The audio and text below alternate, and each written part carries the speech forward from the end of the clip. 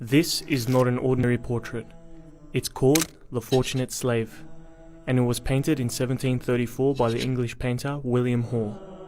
On the surface, it might look like a typical English painting, but what's really special about it is that amongst all the paintings of famous English men and women of the 18th century, this is the very first in which the subject is black.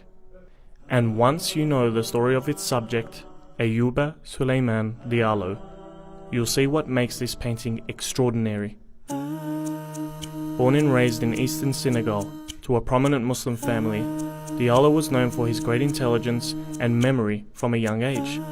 By the time he was 15, he had memorized the entire Quran and familiarized himself with the Maliki school of Islamic law. Unfortunately for Diallo, his life quickly changed from one of study and scholarship to the horror of slavery. Senegal was a major victim of the transatlantic slave trade, and by the age of 30, he was captured, enslaved, and shipped to the United States. Despite the cruelty and abuse he faced, Diallo remained devoted to his Islamic rituals, going into nearby woods to pray 5 times a day. After a child humiliated him and threw dirt in his face during prayer, Diallo decided to flee the plantation only to be recaptured and imprisoned. Diallo decided to write a letter from prison to his father in Africa. This letter was intercepted by James Edward Oglethorpe, the director of the Royal African Company and the founder of the American colony of Georgia. Upon reading it, Oglethorpe wrote that he was touched by Diallo's words and arranged that Diallo was to be freed and sent over to England. When Diallo arrived in 1733, he was greeted as a free man amongst the people of England. He made friends in the circles of the elite and would often debate with Christian priests and bishops.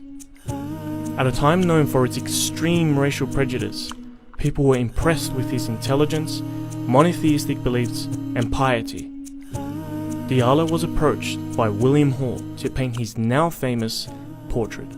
What makes this portrait significant is not just the presence of a black man, it's the way he's depicted.